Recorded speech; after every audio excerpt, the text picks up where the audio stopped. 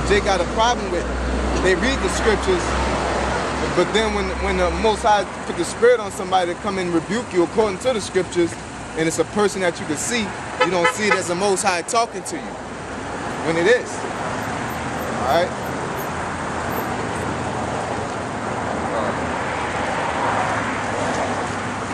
Continuing on. 2 Ezra 2:1. Thus said the Lord, I brought this people out of bondage, and I gave them my commandments by my servants, the prophets, whom they would not hear, but despise my counsel. That's right. And when we come out here, a lot of times y'all just drive right by, y'all scoff, y'all throw stuff at us, and that's fine and dandy. But we out here for you. We out here for you. So, because we care about our nation. Now, whether you here for bear, that's not our business. But we are out here for you.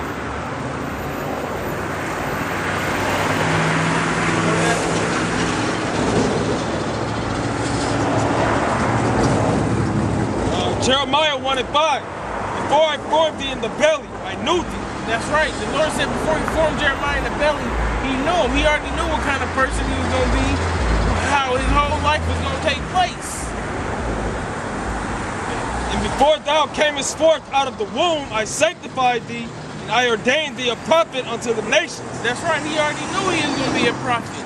He knew what lot that he was going to give Jeremiah, just like he knew what lot he was going to give everybody else this in this world. Then said I, Lord power, behold, I cannot speak thee, for I am a child.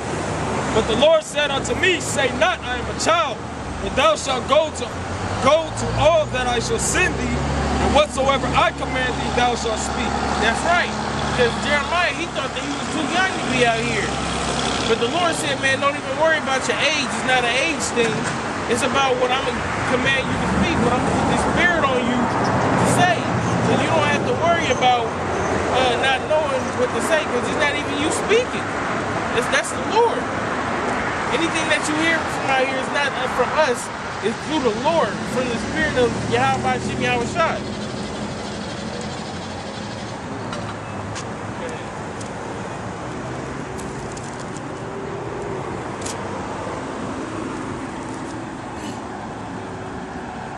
First Thessalonians 4:7. For the Most High hath not called us unto uncleanliness, but unto holiness. That's right, the Lord called us to be holy.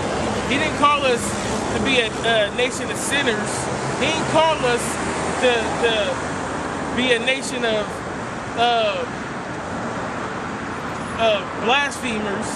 You know what I'm saying? He called us to be holy. He called us to stick to those law, statutes, and commandments, and stick to righteousness. Which goes to show that the Lord gave us grace and the ability to repent. If he called us unto holiness, why would he let you sin? You know?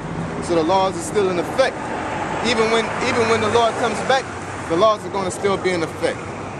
It's not going to be like everybody's going to be eating pork. Everybody's going to be homosexual, going to be living happily ever after. All right? The Lord's coming back because of who? For two reasons. To save the righteous and to put the sinners to death. And ultimately put everything in order.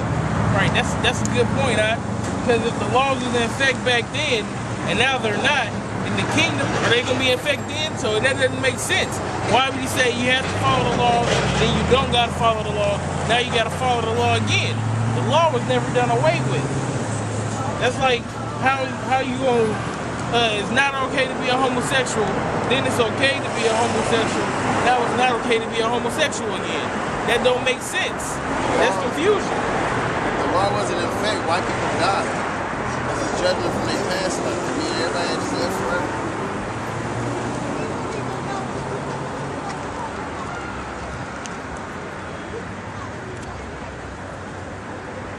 Second Ezra 15, verse 3. Fear not the imaginations against thee. Let not the incredulity of them trouble thee that speak against thee. That's right, don't worry about all these scoffers out here. Don't worry about all those internet gangsters and chat room thugs that claim that they know something or they got something to say up against this. People that just ride by. But they gonna get their judgment. For all the unfaithful shall die in their unfaithfulness. That's right. It said it better than I did. All the unfaithful gonna die in their unfaithfulness. You ain't gotta believe what I got to say. But that unbelief, you know what I'm saying, is ultimately gonna be your downfall.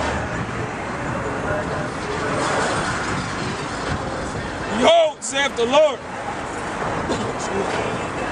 Behold, saith the Lord, I will bring plagues upon the world, the sword, famine. That's right. He said he's gonna bring plagues upon this world. The sword. The sword right now is the so-called white man. He's the one that's over us. He's the one that's running this whole world. And when he bring that martial law in, y'all gonna see the sword. Y'all seeing the sword right now as they killing everybody. How is it that you get a young Jake put in the back of a cop car and supposedly his hands is cuffed behind his back and he shoot himself in the head with his hand that he's his opposite strong hand? Come on. Y'all seeing the sword right now with Zimmerman. Y'all seeing the sword right now and all these different examples, but y'all don't, it hasn't hit too close to home to you, so you don't really care. But once it's right in front of your face, you gonna believe it.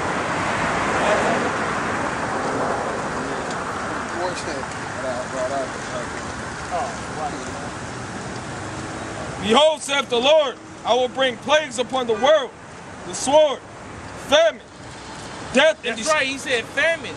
We did a video earlier this week about the famine, but the famine is being manifested. Not only here, all around the world. Because what happens here is going to affect the rest of the world. And especially in the Middle East with that oil.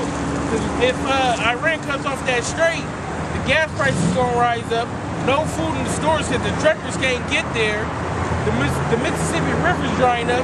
That's the other super highway to get all the avenues is running out. Like 6 cents. Right, in like, what, like 2 or 3 days?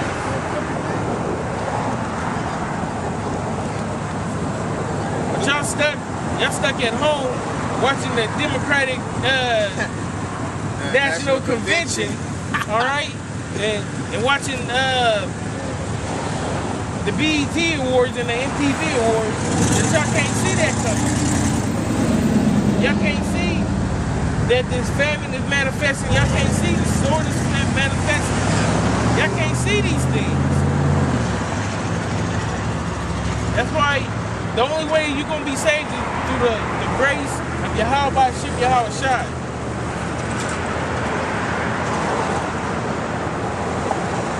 the sword, famine, death and destruction. That's what you're going to feel. You're going to feel that death and destruction. And it's going to come on you, and you're going to deserve that shit. Why? Because you was either scoffing, you had a chance, or you're going to feel that death and destruction ultimately because the Most High cast your lot to feel that death and destruction. The destruction is going to come from, one of them is going to be from the family, death and the sword. And it's going to be a lot of death, ain't nobody going to be buried.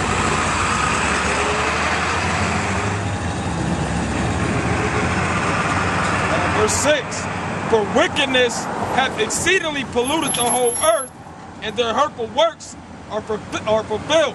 That's right. This whole world has been defiled by the so-called white man. He's polluting it with his philosophies, what you call it, his democracy. He's trying to push on the other nations. He's trying to push on us. He's trying to tell you that he's a right man, a just person. But that's not so. He's over there dropping bombs on kids, dropping bombs on innocent people. Just recently, they dropped a Predator drone on some people in Pakistan, killed 11 people, and they showed the caskets, and one of the caskets was about a 4'2" casket, which obviously was a kid. You know, they said they killing insurgents, but they don't put that on CNN in the main news how they killing children, man. You know, so-called white man is the biggest terrorist out here. Want to try to call somebody else a terrorist. All he does is spread his death and destruction everywhere. Call everybody, everything else that he is. everything that he is, that's what he trying to do. Somebody Right. make himself seem holy. But we the savages, we the barbarians, we the heathens. When the so-called white man is the biggest of all three. Everywhere he go, people die. Everywhere he went, people died in mass numbers. All right. That's like I was watching this video. It was some native island people that never had fluoride. They had perfect teeth, so to speak. Never brushed their teeth once. Then the so-called white man gave them some processed food, and they still didn't brush their teeth. Now their teeth falling out. They got all kind of gum disease, gingivitis. The animals is eating the food. Now they having two-headed cats and shit like that. So that's the so-called white man for you. Why wouldn't you just leave them alone? They was doing fine, perfect. But you want to come over and do your little experiments on them and fuck up their whole way of living. How would you like if somebody did that to you? We gonna do that to you when y'all go into slavery. We're gonna turn your whole world upside down.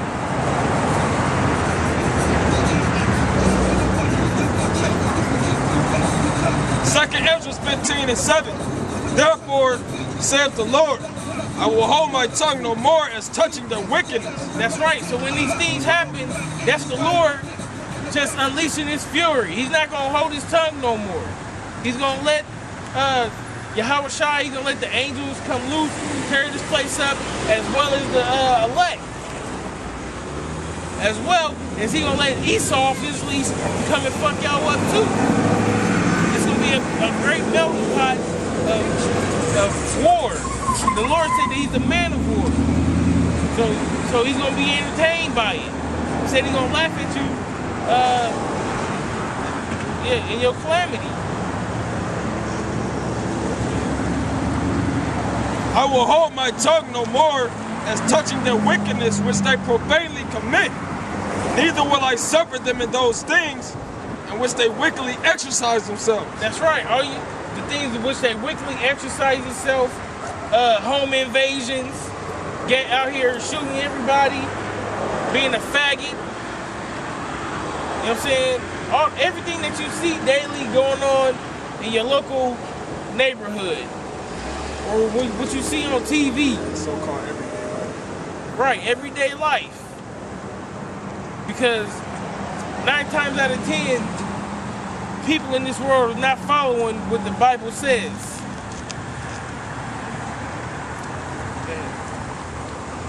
Behold, the innocent and righteous blood crieth unto me, and the souls of the just complain continually. That's right, that's what we out here doing. We complaining continually. Lord, when you gonna destroy this place? We see something on TV, oh God, please. When you gonna come back and save us? Get us out of this hellhole. That's what the right and the just men are saying. But these wicked people, they want America to keep going. They want to get that check for next week. I don't care if I no check next week. I'm trying to get salvation. That check is gonna be gone.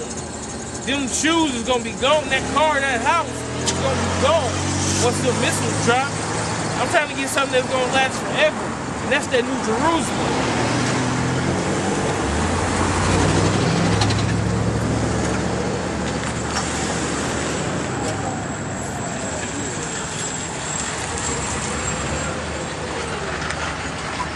It don't matter how big your rims is, how many cars you got, how many girls you got, none of that stuff matters. The only thing that matters is what's said in this Bible.